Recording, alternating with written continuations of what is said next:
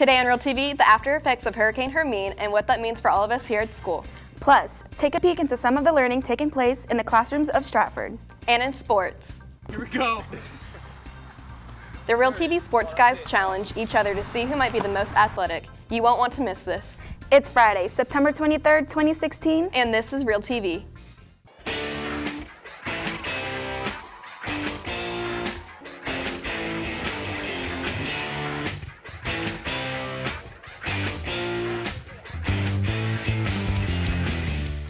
Welcome to Real TV Online. I'm Justine Bandiola. And I'm Sarah McDowell. 3 weeks ago, Hurricane Hermine came through the area, forcing us to take a day off from school. We officially will be making that day up on October 17th, which was originally scheduled as a teacher workday. One of the effects of Hermine was the rescheduling of the back-to-school bash. But luckily, Friday, September 9th was a great day to celebrate. Real TV reporter Cassidy Arnold has more.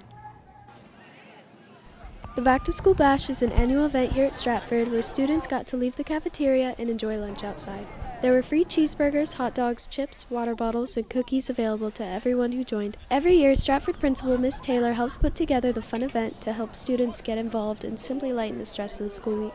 I think it's just being a part of a family. I really just wanted the camaraderie, just the kids being able to relax, the staff being able to relax, and just kind of intertwine and have a good time today, have some fun. Miss Taylor hopes the Back to School Bash will help freshmen join the Stratford family. I hope it kind of makes them realize who we really are. I mean, we are a family here. We care about one another. We like to have fun together and do things together. It's kind of a cultural thing. Being able to have a good time and see how the others interact with one another, the sophomores, juniors, and seniors. Though Miss Taylor helps the Bash every year, she's not the only one. It's really a combination of the cafeteria staff, all of the cafeteria staff, as well as the district level food and nutrition office and administration. Everyone is invited to partake in the fresh air and free food offered at the Bash, but if you didn't make it this year, you're always welcome next. Reporting for Real TV, I'm Cassidy Arnold. Stratford has several charitable events taking place. The National Honor Society is sponsoring a toy, game, electronics drive for the MUSC Children's Hospital to help recognize Childhood Cancer Awareness Month, which is September. They are collecting toys in second block classes until September 30th. Some of the items needed are Play-Doh, Uno cards, PS3 games, DS games, superhero action figures, and Disney princess toys. You can find a full list at musckids.org/childlife/wishlist. Jefferson Club students want to invite you to make a difference in our environment while having fun this weekend. They're having 2 separate beach cleanups tomorrow. Meet them at Folly Beach Pier or Beachfront Windjammer this Saturday at 9. Bring some trash bags and gloves and your friends. If you were at Sonic last night, you may have been greeted by some familiar faces. That's because Renaissance hosted a spirit night at the College Park Road Sonic. It was a Hawaiian theme. Teachers, staff, and administrators took orders and delivered food all evening. Renaissance earned 10% of sales plus tips, which will go towards many of the programs they plan for the entire school. We are officially in fall season. Real TV reporter Nicole Crumey shows us why it's such a popular time of the year. The first day of fall, where pumpkins, scarecrows, and the brown and orange leaves make their annual appearance. Well, of course, pumpkin spice lattes come out, and that's the most exciting. But the weather's really great. It's not as hot and humid. It's cooled off a little bit, but it's not as cold as winter. So I just love fall. The cooler weather allows you to enjoy festive events such as going to a pumpkin patch, carving pumpkins, hay rides, corn mazes, and attending more popular events such as Scarowinds and the fair, all while not being too hot. The activities that go on during fall, Boone Hall, and pumpkin patches and corn mazes and festivals and all the holidays that happen. Usually there are more local events such as Boone Hall Fright Nights and the Haunted Swamps at Cypher's Gardens. But these functions are not taking place this fall season. I'm mad, I'm very mad, because I have been going to Boone Hall for years. I love Boone Hall. It's scary, but yet like super fun. I love being scared. It's like just one of the most fun things I look forward to. When it comes to fall, I always think, oh my god, Boone Hall Fright Night is coming up. The fun activities aren't the only way fall can be enjoyable. With a change in season comes a change in clothing. Boots, scarves, pants, and beanies are the go-to for the students here at Stratford. I wear like everyday like jacket, jeans, and boots probably, yeah. The fall season also makes Friday night lights more enjoyable to watch with friends. I like dressing up with the themes. Also, I like to cheer on the football team and the cheerleaders. We get to go with friends, and it's one way of making it matter. All in all, the fall season is a great season to enjoy lots of fun and pumpkin spice lattes. I'm Nicole Crumrye reporting for Real TV. From digital electronics to European history, there was plenty of learning taking place this week. Reporter Natalie Dumont takes us in the classroom this week. This week in Mr. Franklin's digital electronic class, they are learning how to build a circuit that automatically counts from 0 to 15 in a binary form of A, B, C, and D. They are doing this digitally and manually. Earlier this week, they figured out where to put circuits and how to transform a decimal number to a binary number. They also did soldering, which is a process where you melt 2 or more items to join them together. Also this week, Mr. Behringer's AP European History class did presentations on cities in Italy. Their goal was to persuade the class to visit their city. They were required to make posters and find facts about their city. Some kids even went the extra mile by making skits and even dressing up. Reporting for Real TV, I'm Natalie Dumont. Now a preview of Friday Night Lights. And find out how the boys of Real TV did on the football field themselves. Here's Real TV reporter Garland Conley with an update.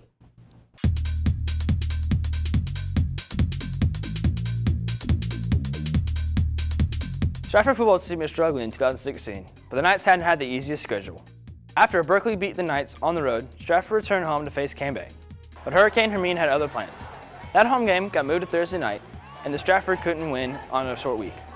After that, the Knights head all the way up to Georgetown and lost again on the road. It was 4 weeks before the Knights played a home game on a Friday night.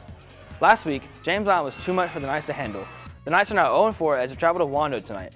The Warriors are supporting the best wide receiver in the state. This week, the Knights are preparing for a tough game against the Wando Warriors, who have one of the best players in the state. Senior defender Kobe Dickerson talks about how the Knights are going to have their hands full with wide receiver Ortre Smith. He can go up and get it at any time, so that's always a weapon. But we got some corners that can handle him, so we'll be all right when it comes to that. While Kobe says the team's not too worried, they have made adjustments for Smith. Well, we got players this week that we've designated to try and limit his big play capability. Kobe says limiting his big capability is something the Knights were able to do in the past. And a few that we shut him down last year, so we're just going to go back into that mindset with last year. For the Knights to stop Ortre Smith this year, Kobe says the defense needs to come out firing fast. For defense, we need to come out firing and getting stops early. Forcing turnovers. We haven't been doing a good job of getting 3 turnovers a game, and that's been a major part why I haven't been so successful lately. And we just need to stop the big-time receiver and stop the run, and we'll be okay. This road game against Wando is already going to be difficult, but Kobe says he wants the fans to become road warriors too. We need some fan support is nice. That gives everybody the incentive to play hard. Tonight's game kicks off at 7:30 at Wando as the Stratford Knights try to pick up their first win. The girls' tennis team has a new man at the helm in Coach Ellis. Real TV reporter Anna Miller spent some time with the girls' teams and showed us their new season going under a new coach. There is a new season and a new coach for our girls' tennis team. Coach Daniel Ellis brings a lot of experience to the team. Played in high school. I've played for 30 years. I coached for the last 13. I coached up in Michigan, and I started a program at Garrett Academy, and then I came here. There takes a lot of agility and endurance. You have to be able to anticipate where your opponent will hit the ball while planning your next move in a matter of seconds. Covering the court is a lot harder than it looks. I worked really hard. Last year I was number 7 and now I'm number 4, so I'm working. This is my second year and I've worked a lot, even on the off season. I have moved up a couple spots and I'm excited about that. Coach Ellis has spent the first few matches studying and looking for strengths and weaknesses to improve overall. There was a lot of fight in them, although the biggest weakness, and they'll tell you, is they need to learn how to move. Their footwork needs some improvement, but there was a lot of positive. They didn't give up. They fought for every point. Coach Ellis has set goals for his first year. I'd just like to see an overall improvement and watch the strengths and improve on each girl, and I'd like to qualify for the playoffs. Even though it takes a long time to get to the top, tennis is a really exciting sport that leaves you with memories for a lifetime. Best part is like the team the teammates and the girls, they're really nice and caring. I mean, we like encourage each other, so that's what we do. I love my team and working with them and being able to play doubles with some different people, and I just love my team. And I'm Anna Miller reporting for Real TV. The girls are back in action Tuesday at home. The Wanda Warriors are visiting and the match begins at 4:30. Another team with a new head coach is our girls volleyball team. The Lady Knights are led by Coach Took, who got the Knights off to a good start. Took says any coach's goal is to lead the team to playoffs, but is happy with how hard the Lady Knights have been working on the court. Passion to compete and the willingness to work hard, because I've definitely been pushing them, so that's awesome. The Lady Knights' next match is at Timberland Thursday. In August, Stratford swept the Wolves 3-0. Our cross-country team is trekking across Mount Pleasant tomorrow for the Mount Pleasant Cross Country Carnival. The starting guns fires at 9. Both the girls and boys teams are off to a strong start this year and are looking for more success in tomorrow's race. Speaking of running, at last week's James Island football game, Coach Chalice presented several 2016 track and field athletes with state championship rings. Those athletes are Aaliyah DeVoe, Devontae Fuller, Jalen West, Eric Adula, and James Jackson. The Lady Knights golf teams have back-to-back tee times next week. They play West Ashley at Chatham on Tuesday before returning home to Crowfield to take on OSCA. Both of those tee times are at 4:30. Here at Real TV, us sports guys are really good friends, but we are also competitive too. So we decided to have a competition to see which one of us is most athletic. Take a look at us four go ahead and do a football challenge. Let's go. Let's do this. Welcome to Real TV Challenges, Football Edition. The first challenge is hitting the goalpost with a football from about 25 yards out. Here we go.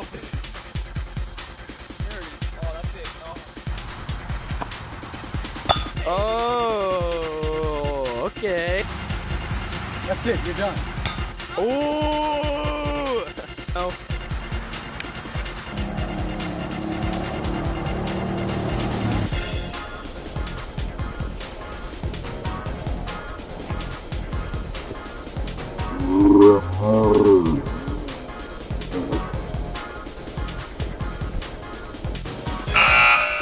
Since Quincy got the first X, our next challenge is kicking a 15-yard field goal.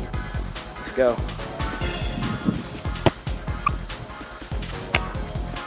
Oh!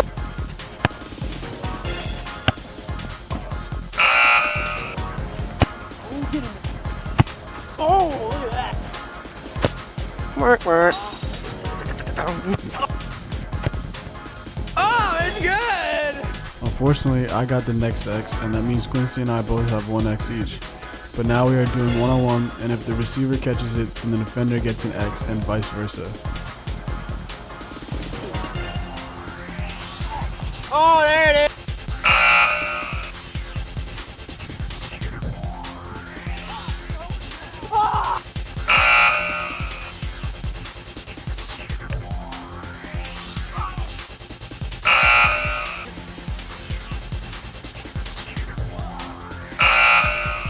Since I'm the first one out, we are going to have a Twitter poll to see who can make the best catch, and we will post the results next week.